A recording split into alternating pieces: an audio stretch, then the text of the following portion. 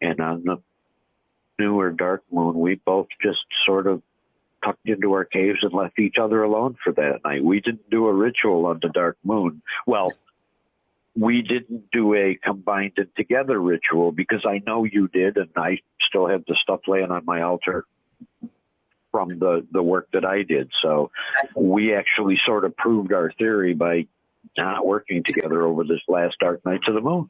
I think we did in our own way. And as I said, it's also a good, as like I said, we've always had very strong divination experiences. And maybe I hadn't made that coupling yet, but now I'm going to try. I'm going to see what I can do as far as some pendulum work or some smoke work. Those are the two things that I'm looking at the most closely right now. Yeah, exactly. It seems, like you said, there's less interference in the signal somehow.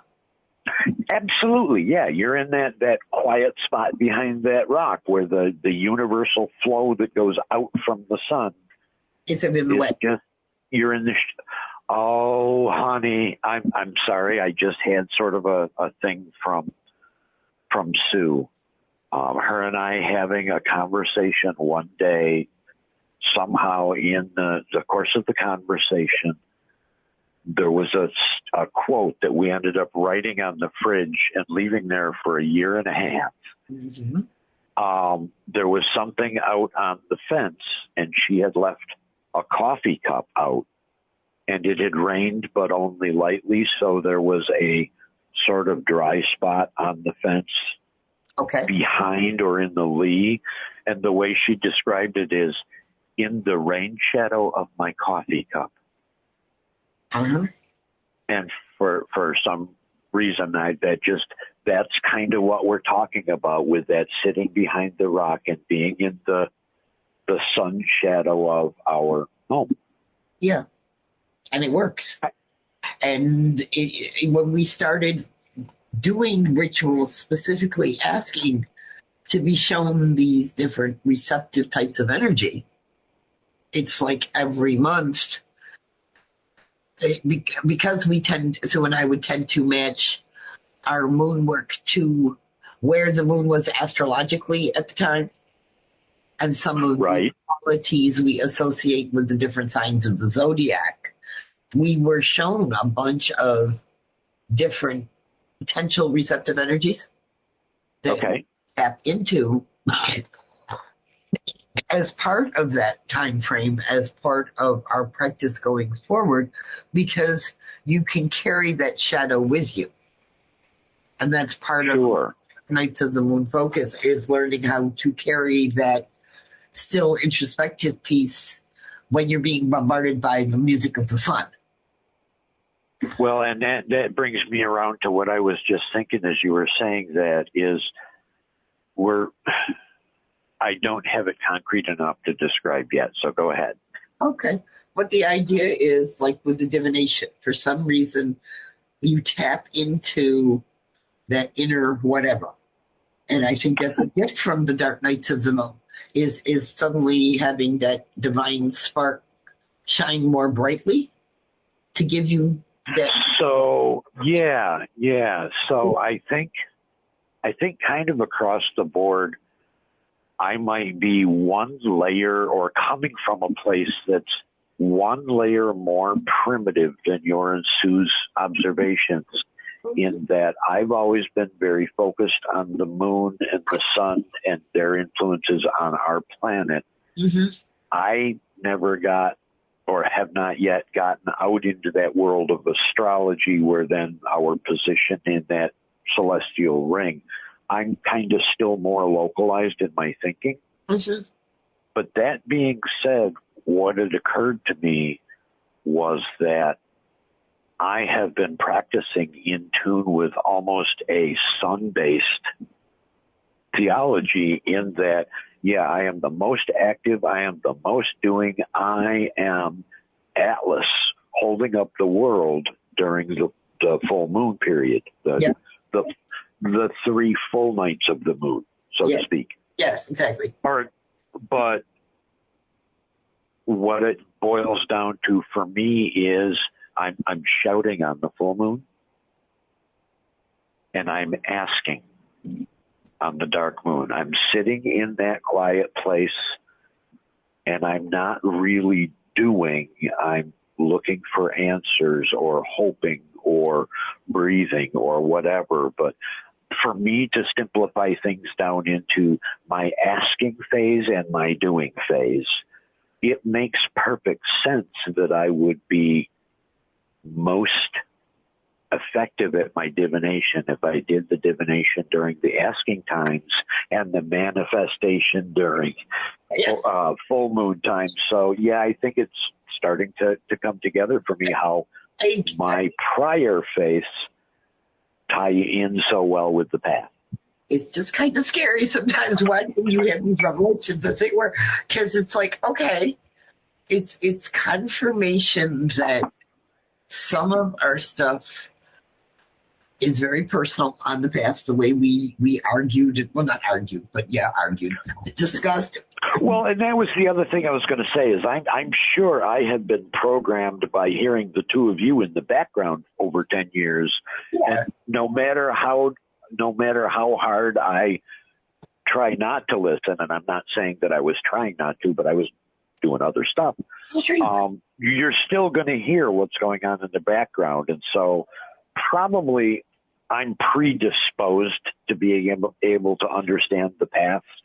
But I also kind of enjoy playing the acolyte and having you explain our way through some of these aspects. Well, it also, I enjoy it because it helps me remember and clarify exactly what I mean and what it means to me in all of these things. But what I am getting a big kick out of is seeing other people's practices are enough similar to ours that maybe the path, even though it is very personal to us, may have a more universal appeal. Well, and we can understand now that people are going to join our path and people are going to leave our path, and that's always going to be a dynamic thing.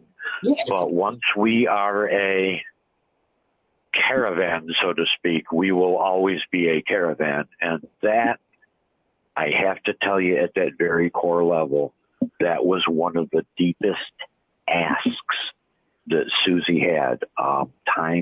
Time and time again during those last few weeks, what she said was, share it. Yeah.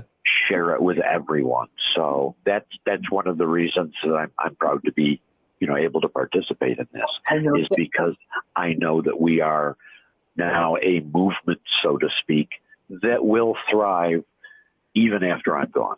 Oh, and me too. Absolutely.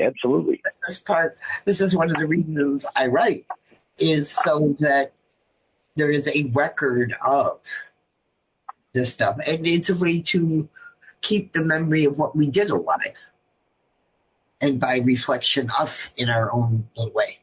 Because I like to think that the path is bigger than me. The path is always bigger than me. Where I walk is very individual, but the path itself is huge. Sure. And the different ways people bring their personal selves to the path changes where you're walking for the time being as a caravan. Sure. Absolutely. My sort of model for the universe isn't quite string theory. It's more fabric. And yeah, we each have threads, and sometimes we jump from one thread to another thread. Sometimes we'll run parallel with people or thoughts or beliefs for a while, and sometimes we'll run entirely perpendicular across purposes. So for me, it's the fabric of space-time. Yeah, I like that. As they would say, the web of weird in some. So what kind of, absolutely. So what kind of rituals did you and Sue do at Dark Moon, or were you more kind of solitary and decoupled for those couple of days? When we first started talking about it, we realized that both of us had kind of been doing little things individually. Well, not little things, but solitary things. And we decided to come together for a while. And in all honesty, because I'm a rocks person, and we both know that, we started looking and asking to be shown some of the receptive energies, for want of the word, or energies that we might not have considered as receptive, that were stronger, or that maybe we should be working with a bit more. And this is going to sound crazy, but there's a rock place I like to go to, and I went on their website, and I just started looking and picking things because I liked the way they looked, and I bought a bunch.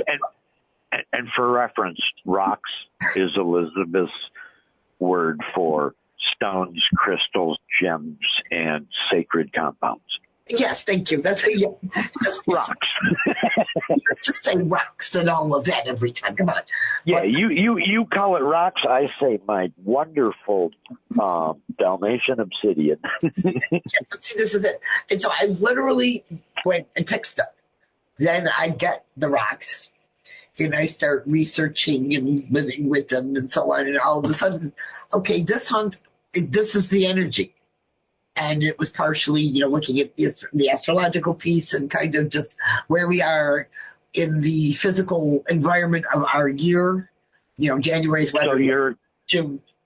And we started month after month kind of connecting with that energy through the rocks, so that we had like all these touchstones wandering around. So you probably have a stack of them at your house of these different pieces that we could use. Stack. Bucket. She was the only woman I know whose purse was a lethal weapon just because of the rocks in the bottom. Well, absolutely. Ballast. I mean, if she ever set that thing down, she would have ended up walking in a circle for a week. Well, yeah, exactly. But it would literally create these touchstones similar. So really, if I can roll back to an earlier episode and something that I'm learning the verbiage that's commonly used, yeah. Really what you have been doing is defining your correspondences for these stones and their energies. In terms of the receptivity of the dark moon energies, yeah. Yeah, okay. So that's just another type of correspondence. That makes sense. It's been that was a whole shit ton of fun, because it was like for literally 13 months. I kid you not. Because, we have a lunar calendar, so I bought 13 rocks. Every single month, the rock matched. That's wonderful. It was a rock that matched the purpose of the energy that we were thinking about, that the astrological piece of it and those characteristics and that receptive piece, that it was like insane.